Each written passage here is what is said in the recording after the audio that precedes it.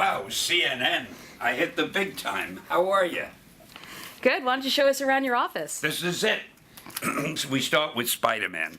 Whenever anybody wants a picture taken, I come over here, put my arm around Spider-Man, my other arm around the victim, and we take a picture. So he serves a great purpose. This is our television set. This building doesn't have cable, believe it or not. So all I do is watch videos on it for business. We have a couch for me when nobody's looking, I'll take a nap. And a couple of chairs for people. And an old Spider-Man pinball game, which I've had for 1,000 years. And that's about it. And my desk, you have to have a desk. A man needs a desk. And my computer.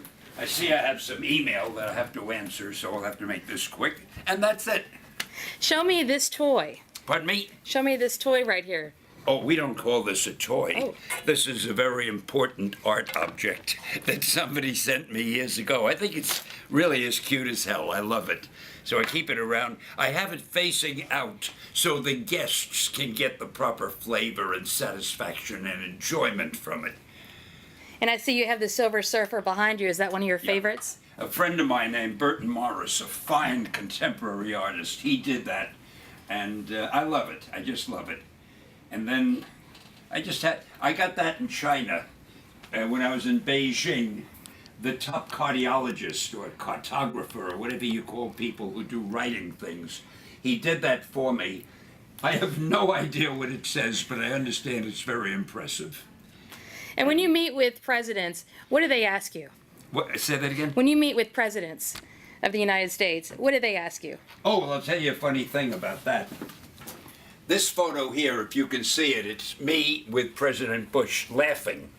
What happened was I received an award from him, along with a few other people.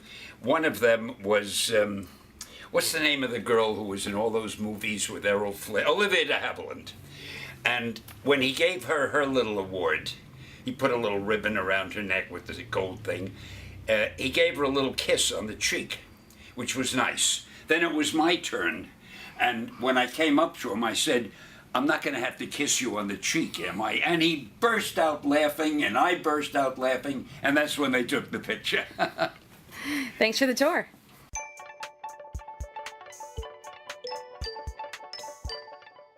This is CNN reporter Chris Morrow behind the camera with one of America's most prolific storytellers, Stan Lee. Hello. Hello there. I like that introduction. What's the difference? What's the biggest difference between heroes and villains psychologically? Between what, dear? Heroes and villains. Oh, the difference between heroes and villains. Well, the heroes are the good guys. The villains are the ones you're not supposed to like, and you're supposed to hope that the hero beats the villain. But of course, most people, including me, we usually make the villains so interesting and so colorful that you never really want to see them totally vanish. You'd like them to be defeated temporarily and come back again for another fight. What questions do people ask you the most?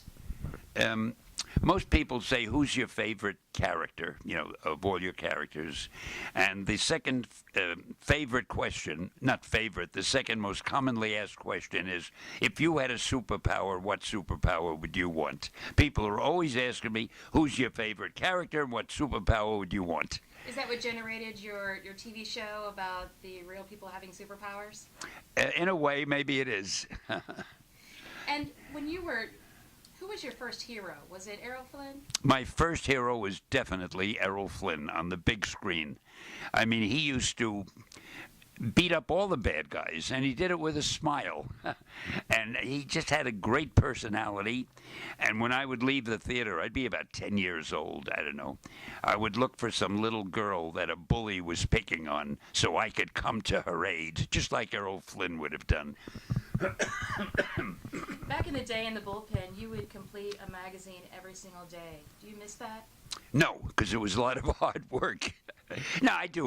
What I miss was the camaraderie. I mean, being with all the artists and some editors and writers and production men. And we were a small staff, but we all loved what we did. And it was exciting and it was fun. And we never had any idea that sometime in the future we'd be interviewed by CNN. Well, in 1961, it was a game changer for you, Fantastic Four. No, it was 62, I think. 62. Something like that, 61 or 2 in there. Yeah, the Fantastic Four was the first group of heroes we did where I wanted to do them in a different way. I wanted their personal lives to be as important as their superhero lives. I wanted their relationships to be important. I wanted to treat it like a situation, a sitcom, rather than just a comic book series. And luckily, it seems to have caught on. Can you talk a little bit about your writing process, about how you start your process and what motivates you to finish it? Well, the writing process in the beginning was normal. The years I had been at Marvel, which in the early days was called Timely Comics, I would write a script, give it to the artist, he would draw it, he or she, and that was it. When we got to the point where we were doing the Fantastic Four and Spider-Man and the X-Men and the Hulk and the Avengers, I didn't have time to write all the scripts. So I would get together with the artist and I'd say, look, this is the story I want to tell. This is the problem. This is what the villain does. This is how the heroes beat him. And I'd give him a couple of other little thoughts. Now you go ahead and draw it any way you want, as best you can.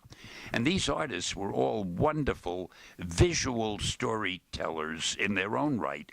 And they would bring me back the illustrations with a lot of ideas I hadn't even thought of. You know, it was wonderful. And I would then put in the dialogue to make every story sound like a Marvel story.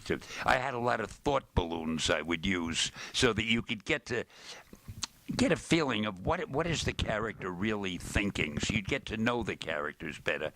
Nobody was using many thought balloons in those days, but I peppered all our stories with them. And that's the way it worked. I would give the artist a concept, an idea, an outline. He or she would draw the strip. I would get it back and put in all the dialogue, the captions, the sound effects, and so forth. When people say you created all these, great superheroes, a lot of people, when they first start meeting you, they think that you drew and wrote. That I what? That you would draw and write. No, I never drew them. Right. What I used to. People think that sometimes. Yeah. Is that difficult? No, it doesn't. Most people know by now that I was the writer. What I did do, I was also the art director, and I would very often lay out the way I wanted a cover to look or the way I wanted the title page to look. And the look of the covers and the title pages was very important to me. In fact, the look of the whole strip was important, which is why, I was very lucky. I had artists who were so good that any idea that I gave them for a story, they would make it look twice as good as what I had told them. And I enjoyed working with them because, again, as art director and editor and head writer, I was really pretty much in control. But I had the kind of people working with that didn't need that much control. And it was a very pleasant and a very satisfying working climate. Are you Spider-Man? I wish I were. No, I'm afraid not. Can you talk about creating the character and how you came up with the idea of sticking to the walls? Well, I've told this story so often that for all I know, it might even be true. But I needed a new superhero. We had done the Fantastic Four. I think we had done the X-Men, the Hulk. I forget the exact order, but I was looking for a new one. And the big thing with any superhero, the first thing you have to think of is an unusual superpower. So I was thinking, what can I do? I've already got a guy who can burst into flame and fly in the Fantastic Four. I've got the strongest guy in the world in the Hulk, and on and on. What's left? And then I saw a fly crawling on the wall. And I said, wow, what if a character could crawl on walls like an insect? So I figured that was it. But now the most important thing is to get a good name. So I went down the list. I said, Insect Man? Nah. Fly Man? Maybe not. And on, Mosquito Man. And then I got to Spider-Man. And it just sounded so dramatic and a little bit scary. I said, that's it. And lo, that's how Spider-Man was born.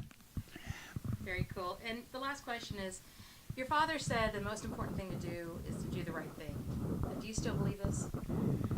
Do I believe that the most important thing to do is to do the right thing? Absolutely. The biggest problem people have, including me, sometimes it's hard to know what the right thing is.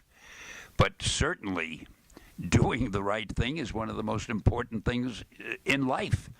I would imagine everybody wants to do what's right, except criminals or supervillains. But you don't have to worry. We have superheroes who'll take care of them.